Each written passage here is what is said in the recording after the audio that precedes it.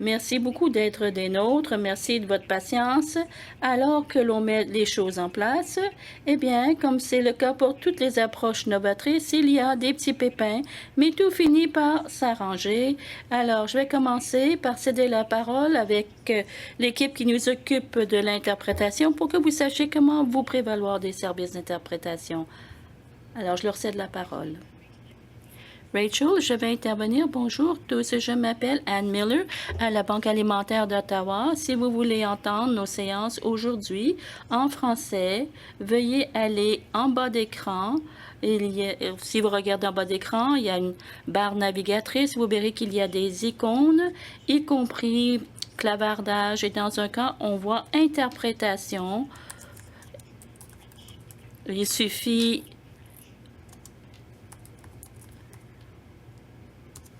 et vous choisissez le français si vous voulez écouter le français. Alors, je cède la parole à Rachel. On commence par la reconnaissance des terres autochtones. Merci beaucoup. On n'a pas eu l'occasion de faire connaissance. Je m'appelle Rachel Wilson. Je suis la PDG de la Banque alimentaire du Canada. Je voudrais commencer par vous dire que nous nous retrouvons sur les terres souveraines et non cédées du peuple Anishinaabe Algonquin, qui occupe ces terres depuis des temps immémoriaux. Nous sommes reconnaissants d'occuper ces territoires et nous rendons hommage à toutes ces nations, ici et partout au pays. Nous rendons hommage aux grands chefs du passé, du présent et de l'avenir. Je vous demande maintenant de prendre le temps de rendre hommage à ces terres sur lesquelles vous vous trouvez.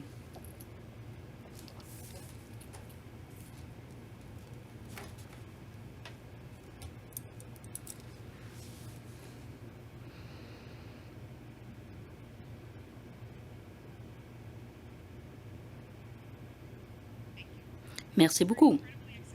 Nous sommes vraiment très enthousiastes de vous accueillir aujourd'hui pour notre 4e conférence sur la sécurité alimentaire cette année-ci. Le thème, les approches novatrices à la sécurité alimentaire centrée sur la communauté. Nous allons aussi faire paraître notre rapport sur la faim et ce rapport révèle que on n'a jamais eu autant de gens qui viennent à la Banque alimentaire. Donc, la situation en est une de crise. Il est donc opportun pour nous d'avoir cette conférence aujourd'hui où nous vous demandons donc d'envisager des approches novatrices à la sécurité alimentaire. Nous savons tous que les banques alimentaires, eh bien, ce ne sont pas la solution. Ça ne règle pas le problème de l'insécurité alimentaire. Les banques alimentaires ont un rôle important à jouer pour ce qui est de faire face aux enjeux confrontés par la communauté. L'insécurité alimentaire tient à la politique, le transport public, l'hébergement, le racisme systémique, la pauvreté et la liste s'allonge. Cela veut dire qu'il nous faut des solutions qui sont diverses et intersectorielle. On ne peut rien accomplir si on n'est pas engagé à changer les systèmes qui sont les nôtres. Et pour y arriver, il nous faut travailler ensemble. Il nous faut une approche collaboratrice pour trouver des façons novatrices. Ce que nous faisons depuis 40 ans, eh bien, n'a pas réglé les problèmes. Aujourd'hui, nous allons entendre ceux qui essaient de faire les choses autrement et de changer le système. Il faut donc reconnaître qu'il nous faut différentes réponses à différents problèmes. Il faut des gens qui sont capables de rêver, des pelleteurs de rêves. Il faut aussi entendre la voix de tous. Et ici, nous reconnaissons qu'il nous faut créer un espace sûr et respectueux où tous se sentent les bienvenus pour partager leur vue. Nous vous demandons à tous et toutes de créer cet espace. J'espère que la journée va vous inspirer, vous demandera de réfléchir sérieusement aux enjeux, mais plus important encore, j'espère que cette journée vous permettra de comprendre le rôle important que vous jouez pour ce qui est de faire les choses autrement et que gestes posés fait une différence. Merci de votre passion et de votre engagement pour ce qui est de faire les choses autrement, parce que c'est important de faire ce travail pour la communauté. Je vais céder la parole qui va nous présenter notre conférencière invitée. Merci de votre écoute. Merci beaucoup, Rachel.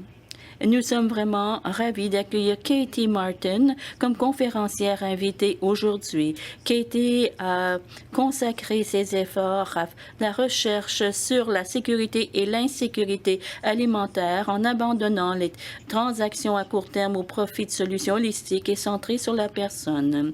Elle était la directrice générale de Food Share Institute for Hunger and Research and Solutions et tout récemment, elle a signé un livre intitulé Reinventing Food Banks and Pantries. Je vous en recommande la lecture. Je l'ai beaucoup apprécié. À l'heure actuelle, elle offre des services de conseillère pour encourager justement le changement de paradigme dans l'approche de la lutte contre l'insécurité alimentaire. Comme je l'ai déjà dit, cette séance sera enregistrée. Veuillez accueillir avec moi Katie Martin qui va nous parler de la sécurité alimentaire, une collaboration d'innovation. Good morning. Bonjour. Je suis vraiment ravie d'être des vôtres très humblement aujourd'hui pour, j'espère, encourager de nouvelles collaborations, des moments d'inspiration et d'innovation. Eh bien, comme on l'a dit, j'ai tout récemment lancé un service de consultation et le gros de mon travail est fondé sur ma conviction qu'il faut plus que de la nourriture pour mettre fin à la faim. Alors, ce sont ces approches novatrices dont Rachel vous a parlé. Alors que nous réfléchissons à tout ce travail, je suis très heureuse de vous dire, comme on l'a dit d'ailleurs, Anne, j'ai publié un ouvrage en mars 2021, l'idée étant de réinventer les banques alimentaires et les garde-manger. Et le but de mon ouvrage est fort simple, qu'il faut repenser notre façon de voir ce problème de la faim et inspirer de nouvelles façons de penser et, plus important encore, de passer à l'action. À la fin de chaque chapitre, il y a des gestes concrets que vous pouvez poser dès maintenant au quotidien dans vos collectivités. De nombreuses personnes m'ont demandé qu'est-ce qui m'a motivé à écrire cet ouvrage. Eh bien, je fais part de mes 25 années d'expérience. Vous savez, j'ai fait le tour de nombreuses banques alimentaires et de ce qu'on appelle les garde-manger, nous, populaires aux États-Unis. Et je me déplaçais donc d'une banque alimentaire à une autre qui mettait l'accent sur des approches transactionnelles qui, à mon sens, étaient dépassées. Moi, ce que je veux, c'est inspirer le changement. Mais ma principale raison, eh bien, c'est cette photo. C'est en fait l'une de mes photos préférées d'une banque alimentaire à Hartford, au Connecticut, qui s'appelle Fresh Place. Alors, ce que je veux, c'est changer la trajectoire de la pauvreté et de l'insécurité alimentaire pour la prochaine génération. Alors, cette très jolie fille qui fait les emplettes avec sa maman n'est pas à s'inquiéter à savoir si elle aura de quoi nourrir sa famille. Alors, une des choses qui nous empêche d'innover et de collaborer, c'est ce qu'on appelle la mentalité de la rareté. Pensez-y, du point de vue individuel. Une personne qui est aux prises avec une insécurité alimentaire, eh bien, ce qui la préoccupe, c'est le manque de nourriture, d'argent, de ressources pour payer les notes à la fin de la semaine ou à la fin du mois. Et lorsque vous avez une pareille mentalité sur la rareté, eh bien, vous tentez de trouver des stratégies pour tirer le maximum de vos ressources financières. Pour ce qui est de prendre des décisions, est-ce qu'on paye le loyer? Est-ce qu'on paye les services publics? Est-ce qu'on s'achète de la nourriture? Ainsi, vous ne pouvez pas planifier votre intervention. Et c'est assez simple, finalement, pour les particuliers, mais je vous encourage et je suis absolument ravie qu'il y ait une diversité d'organismes en ligne aujourd'hui qui se concentrent sur cet enjeu à Ottawa parce que ça prend énormément de collaboration. Je vous encourage à y réfléchir du point de vue organisationnel. Avez-vous cette mentalité de la rareté, que vous n'avez pas assez de bénévoles, de temps, de denrées alimentaires, d'espace, de ressources financières, etc. Quand on concentre là-dessus, eh bien voilà qui nous gêne pour ce qui est de collaborer avec d'autres organismes. On dit que si un autre organisme sans but lucratif obtient du financement, eh bien voilà, du coup, cet organisme est un concurrent. Eh bien voilà, il nous faut passer à une autre façon de voir les choses. Autre chose que j'aimerais ajouter au sujet des stratégies à adopter. Il est important pour nous tous de comprendre que nous venons de traverser 2 années et demie particulièrement difficiles alors que nous tentions de répondre à des besoins très grands dans la communauté. Mais dans tout cela, il ne faut pas oublier de prendre soin de soi, de ses bénévoles. Il y a énormément d'épuisement, de stress.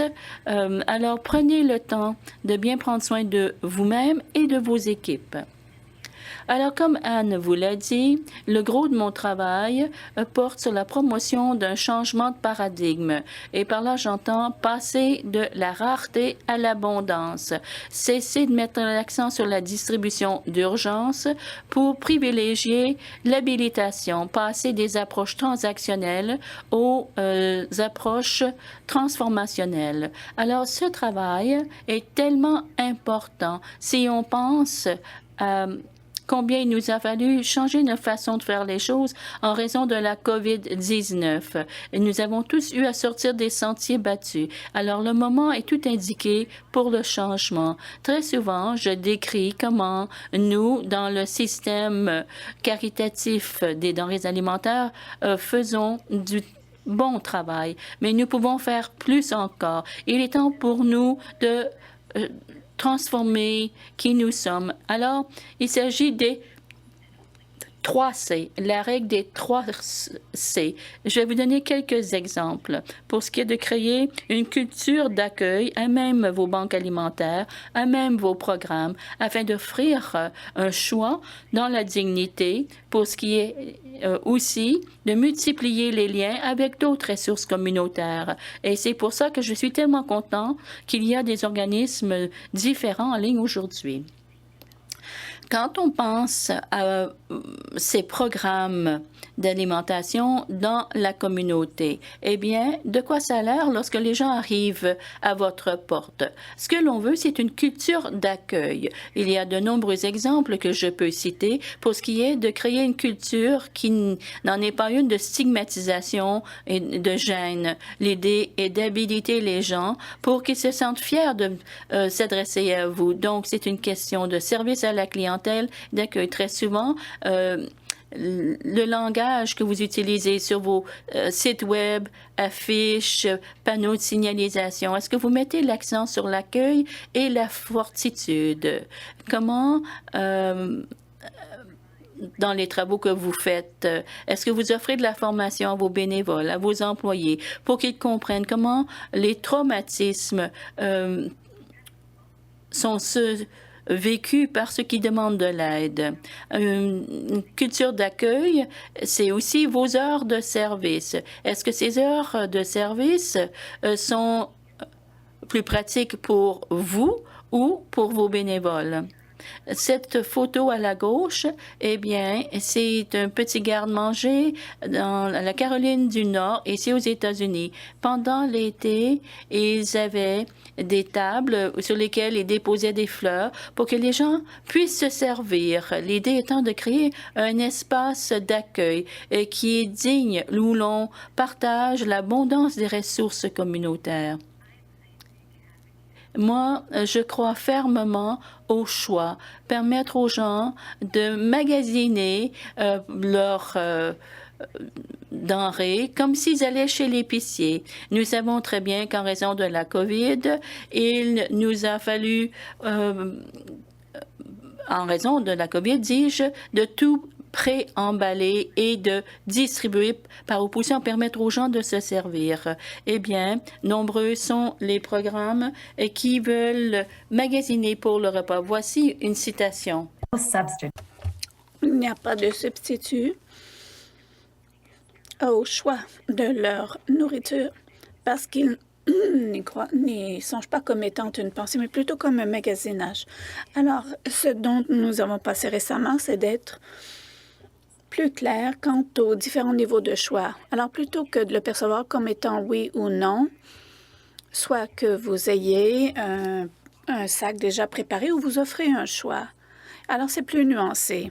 Et il y a des façons dont on peut se diriger vers des choix limités, modifiés ou le plein choix. Il y a des possibilités d'augmenter les choix et offrir plus de choix, plus de genres de choix pour que les gens puissent choisir leurs aliments en ligne comme ils le feraient à l'épicerie. Alors, je vous encourage de trouver des façons différentes d'accroître les choix d'aliments. Et c'est du moins ce qui est ressorti de cette pandémie. Je sais que la Banque alimentaire d'Ottawa et un grand nombre des autres banques alimentaires mettent l'accent sur la santé et la promotion d'aliments sains en augmentant les produits frais, par exemple en incitant à faire en sorte que les choix santé soient les meilleurs choix.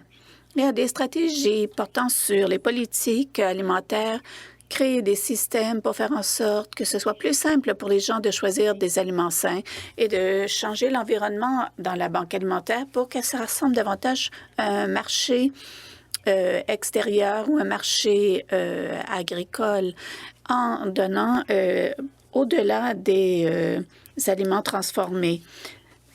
J'ai fait partie d'un groupe qui donnait des notes sur les aliments par couleur. Il y a des ressources en ligne que vous pouvez voir. Il y a des systèmes qui appuient le bien-être dans le garde-manger. Vous pouvez aller voir le site web pour plus d'informations sur les aliments nutritifs dans les banques alimentaires. Pour ce qui est des liens, il faudrait offrir des services plus holistiques pour comprendre pourquoi les gens ont du mal avec une insécurité alimentaire. Il faut prendre des petits pas. Et lorsque vous regardez le continuum, vous pouvez avoir de l'information passive, soit un tableau ou un bulletin d'information, jusqu'à un centre des ressources avec un ordinateur pour que les gens puissent aller voir quelles sont les autres ressources disponibles, soit faire des demandes d'emploi et d'autres services au sein de la communauté, jusqu'à des bénévoles qui soient formés pour faire des références et offrir des classes en ligne. Et vous pouvez aller jusqu'à du personnel qui soit formé et des mentors qui aident à établir des objectifs. J'ai eu le plaisir de parler avec Eileen de Rideau Redcliffe dans leur centre de ressources communautaires. Ils ont des services généraux qui sont très novateurs. Lorsqu'on songe aux personnes que nous desservons, nous pensons au lien à d'autres ressources communautaires. Il faut se rappeler que ceux qui sont les plus près du problème ont les meilleures solutions à offrir. Comment pouvons-nous mobiliser ceux qui ont maille à partir avec l'insécurité alimentaire et ceux qui interagissent avec eux? Ce sont eux qui auront les meilleures idées pour les services dont ils ont besoin. Il ne faut pas simplement défendre leurs besoins, mais pour également un changement au sein de la collectivité. C'est ainsi qu'on peut défendre de nouvelles politiques. Je suis très emballée du fait que vous allez parler de collaboration, d'inspiration, de changement de système aujourd'hui. Il nous faut beaucoup de groupes qui collaborent pour arriver à nos objectifs. Alors, plutôt que de penser que c'est un oui ou non, mais plutôt dire oui et quoi encore. Dans ce cas, il faut penser non seulement à une alimentation saine, mais comment également faire intervenir le logement, la santé, les formes locales, d'autres programmes alimentaires notamment.